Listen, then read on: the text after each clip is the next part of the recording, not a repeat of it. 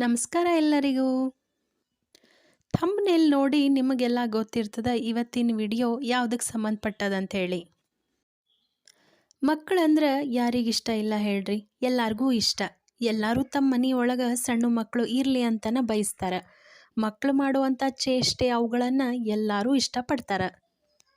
ಒಂದು ಥರ ಸ್ಟ್ರೆಸ್ ಕಡಿಮೆ ಆಗ್ತದೆ ನೋಡ್ರಿ ಮಕ್ಕಳ ಜೊತೆ ಇದ್ರೆ.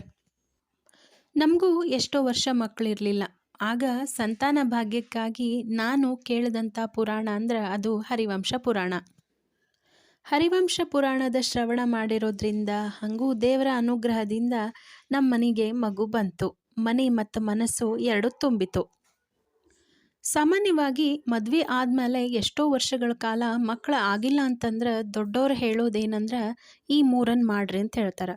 ಅದು ಯಾವ್ದ್ಯಾವ್ದಂದ್ರೆ ಶತಚಂಡಿ ಯಾಗ, ಶಿವನ ಪೂಜೆ ಮತ್ತು ಹರಿವಂಶ ಪುರಾಣವನ್ನು ಕೇಳೋದು. ಶತಚಂಡಿ ಯಾಗ ಮಾಡಲಿಕ್ಕೆ ರೊಕ್ಕದ ಅನುಕೂಲ ಇರಬೇಕು. ಇದು ಎಲ್ಲರಿಗೂ ಸಾಧ್ಯವಾಗಲಿಕ್ಕಿಲ್ಲ. ದಿನ ಶಿವನ ಗುಡಿಗೆ ಹೋಗಿ ನಮಸ್ಕಾರ ಮಾಡಿ ಬರಬೇಕು.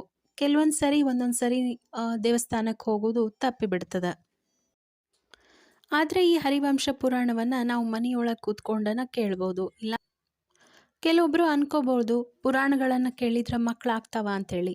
ಆದರೆ ಎಲ್ಲದಕ್ಕೂ ಒಂದು ನಂಬಿಕೆ ಅನ್ನೋದು ಇರಲೇಬೇಕು. ಈಗ ನಾವು ಹಾಸ್ಪಿಟಲಿಗೆ ಹೋಗಿರ್ತೀವಿ, ಎಲ್ಲ ರಿಪೋರ್ಟ್ಸು ನಾರ್ಮಲ್ ಇರ್ತವೆ. ಆವಾಗ ನಮ್ಮ ಡಾಕ್ಟ್ರ್ ಏನು ಹೇಳ್ತಾರೆ?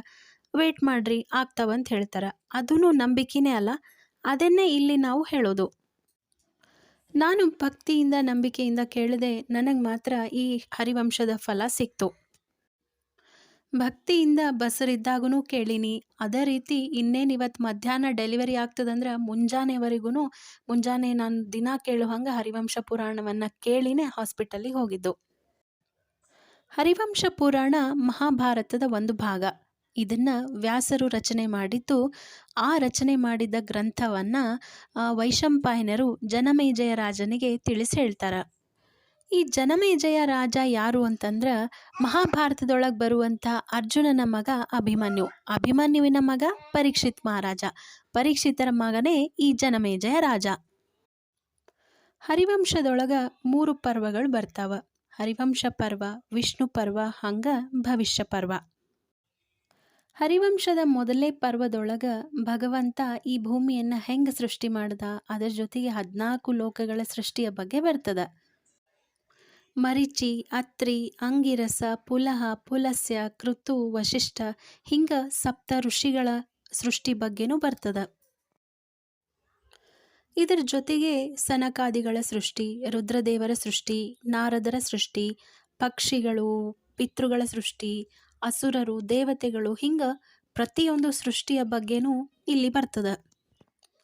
ಇಷ್ಟೆಲ್ಲ ಕೇಳಿದಾಗ ನನಗೇನು ಅನಿಸಿತ್ತಂದ್ರೆ, ಇಷ್ಟೆಲ್ಲ ಸೃಷ್ಟಿ ಮಾಡಿದಂಥ ಭಗವಂತ ನಮಗೆ ಒಂದು ಮಗುನ ಸೃಷ್ಟಿ ಮಾಡಲಿಕ್ಕೆ ಅನುಗ್ರಹ ಮಾಡೋದಿಲ್ಲ ಅಂಥೇಳಿ ಅನಿಸಿತ್ತು.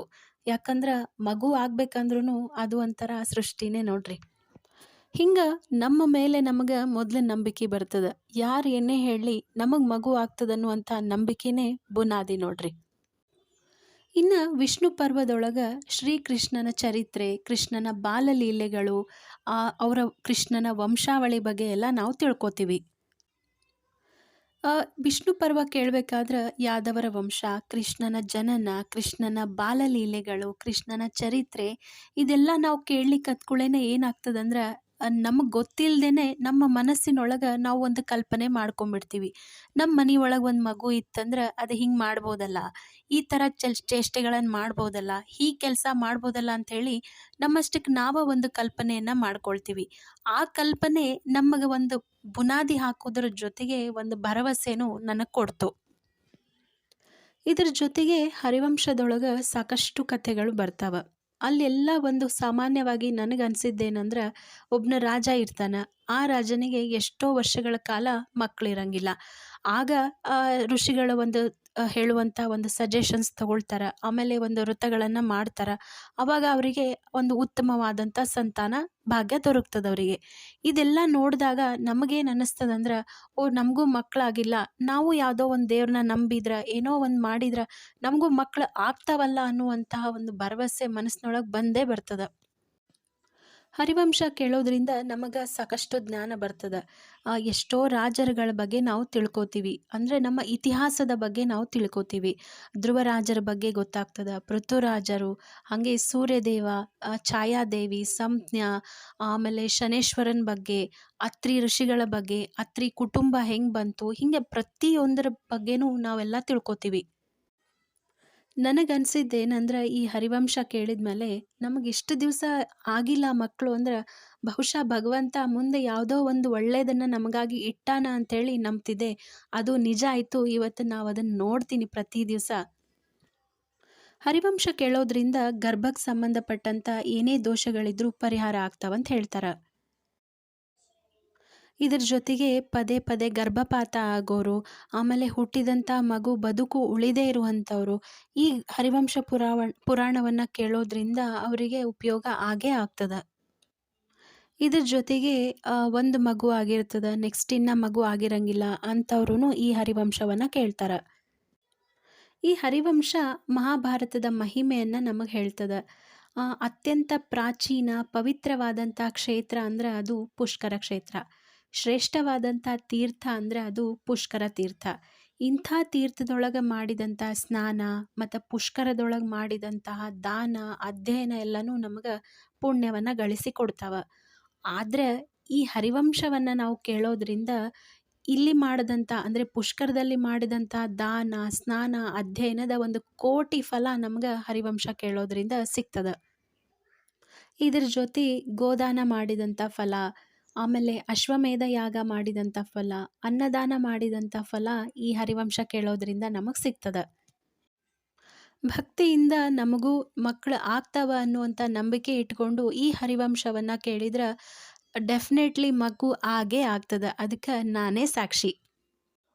ಹರಿವಂಶ ಕೇಳೋದ್ರಿಂದ ನಮ್ಮ ಮೇಲೆ ನಮಗೆ ನಂಬಿಕೆ ಬರ್ತದೆ. ನಮಗೂ ಇವತ್ತಿಲ್ಲ ನಾಳೆ ಮಗು ಆಗೇ ಆಗ್ತದೆ ಅನ್ನುವಂಥ ಭರವಸೆ ಬರ್ತದೆ. ಯೂಟ್ಯೂಬ್ ಒಳಗೆ ನೀವು ಹುಡುಕಿದ್ರೆ ನಿಮಗೆ ಸಾಕಷ್ಟು ಜನ ಹೇಳಿದ್ದು ಈ ಹರಿವಂಶ ಪುರಾಣದ ಲಿಂಕ್ಗಳು ಸಿಗ್ತವೆ. ನಿಮಗೆ ಯಾವುದು ಇಷ್ಟ ಆಗ್ತದೋ, ಯಾರು ಹೇಳಿದ್ದು ನಿಮಗೆ ಕನ್ವೀನಿಯೆಂಟ್ ಅಂತ ಅನಿಸ್ತದೋ ಅದನ್ನು ನೀವು ಕೇಳ್ಬೋದು. ಈಗಲೂ ಮನೆಯೊಳಗೆ ಮಕ್ಕಳು ಆಗಿಲ್ಲ ಅಂತಂದ್ರೆ ಮನೆಯೊಳಗೆ ಆಚಾರನ ಕರೆಸಿ ಹರಿವಂಶ ಪುರಾಣವನ್ನು ಹೇಳಿಸ್ತಾರೆ.